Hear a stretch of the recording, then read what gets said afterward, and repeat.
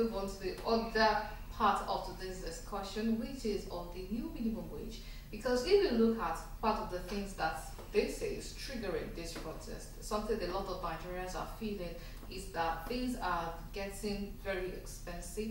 There is no money, food and everything, the cost of things are rising. And then in light of this, the labor union and the federal government, they were able to agree on 70,000 naira minimum wage, which also the Senate and Reps, that's the National Assembly put together, they've been able to pass, it's passed through the first, second and third reading, now just awaiting assent from the President. Now, this has also brought to light some new challenges that some stakeholders are worried that we might face. That is, this is what leads us to this topic, which is new minimum wage. Is it a solution or invitation to inflation? Because one of the things we're also talking about is that there's no money anywhere and the people are still struggling. But now that they've increased the minimum wage by over 100% increase, do you not feel like this might also be an open door to inflation? You see, this is why, in order to solve problems, you have to look at things holistically.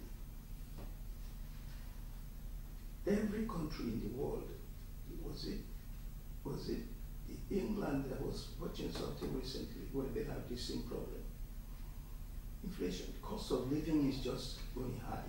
By the way, mark my word, if you think about it, there is nothing we are discussing now that we don't discuss in every administration. It's the same thing. This is life. If you look at videos from 40 years back, oh, everything is expensive, blah, blah, no money in town. That's the way it is. It is the way you deal with it that is the issue. That's the difference between the governments of these poor, wretched African countries and developed countries. They don't listen. They don't want to do the right thing. Just try. Do the right thing. Decrease the problem. That's all. Nobody can erase all problems. No government. The poor will always be with us, right? So, you just reduce the level of poverty. That's all. So that 90% of the people are not poor. That's all. Now, this is another example of how we get it wrong in Nigeria. First, this law about minimum wage, who does it really pertain to? I think only federal government and state government employees. That's the issue with them. Because somebody who's employing my brother's place, he has about maybe 30 staff. How's he going to pay 70,000 minimum wage to somebody who's making 25,000 now? It's not possible.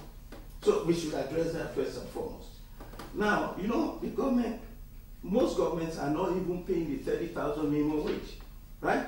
So how can they pay 70,000? They're not going to pay. You know why? They don't have the money to pay. Apart from corrupt governments, you know, the money is not even there. You know how the money is going to be there? That's why we said, when you do one thing in one sector, you must do other things. If Nigeria does not diversify the economy and begin to allow states, do you realize if we have a 10 trillion naira economy now, if you're able to bring bitumen into the equation, bauxite into the equation, uranium into the equation, natural gas into the equation, gold into the equation, all of this is phosphate into the equation, we will have a 300 trillion economy. That's what we're saying. That is when our quality of life can be high. You understand me? What is the problem? You know, if you pay 1 million for this phone, and you are making the salary, right, that you make, then it's not a problem.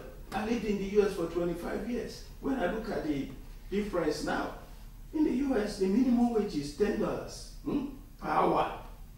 Therefore, if I go into a store and I want to buy a soft drink, and it's $2, that is 1/5 of my 1 hour wage I'm using to buy a Coke. I can afford it. That's all we're saying. This 70,000 naira can only be paid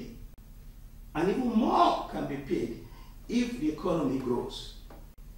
If we allow the evolution of powers and we grow our economy, the revenue must come in. Look, we are wasting 80% of our crude oil revenue is stolen.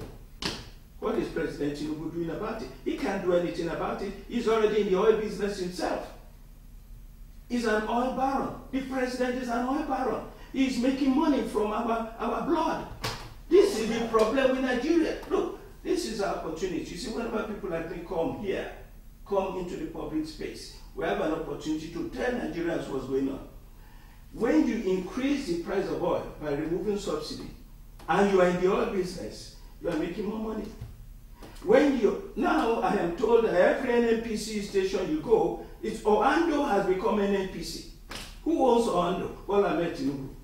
Therefore, this is our problem in Nigeria. The president is the enemy of his own people. Okay. Well, I would say that all of these things are subject to interpretation by... No. They're subject to investigation.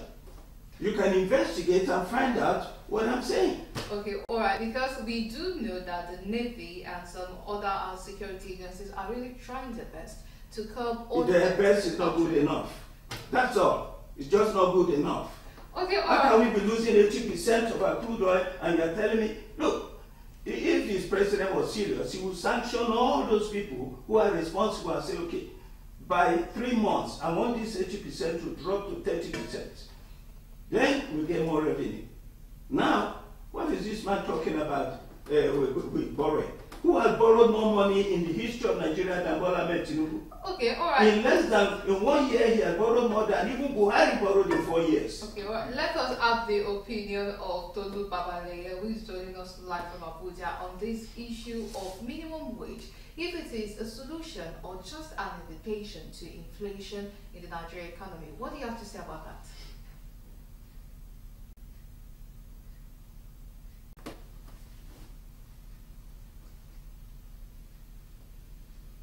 Okay, all right. It seems you need to. Okay, it seems you need to unmute your audio. We cannot hear you. Hello, can you hear me? Yes, we can hear you now. Please go on. Yes. The minimum wage will be collected by a 5% of Nigerians who are workers. So it is not something that is going to affect the life of all Nigerians. Even as at that,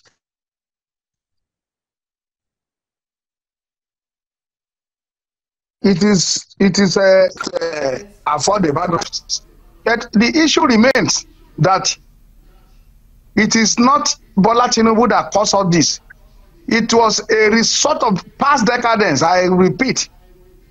And based on what the commentator in the studio was saying about Bola Tinubu or Oando, I'm not here to defend Bola Tinubu, but we must correct some impressions.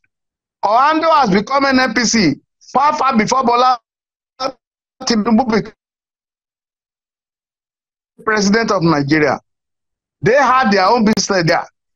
Then on the issue of the evolution of power, this struggle of local government becoming autonomy has been a struggle that has been on for over 20 years.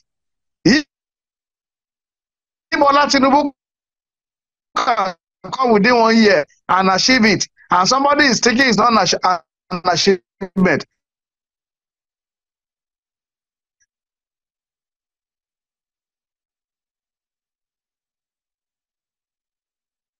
then it is not good enough.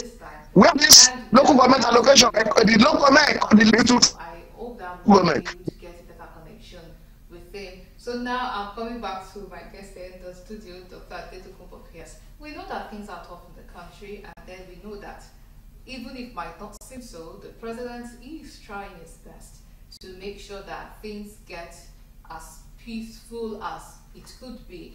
Because we know that it is not just a Nigerian thing, it is something that everyone around the world is battling with. And then perhaps we need to show more compassion. No. The president must reduce costs of governance. We must see action. We must see the president trying to do something. Don't tell me he's trying his best. If that's his best, then he should be ashamed of himself because it's too little, too late. Look, reduce the number of ministers taking salary from our money. One, go to NNPC and challenge them there and fight corruption if you can. Okay? Two, National Assembly, you know, if you're president, you must ask for, demand some changes that will help the nation. You must have this new legislation. The 1999 Constitution must be reviewed. Everybody's been saying it from Olesho Inka to everybody. Okay? Now, but guess what? What is driving this protest is the personality of Bola Ahmed Tinubu himself.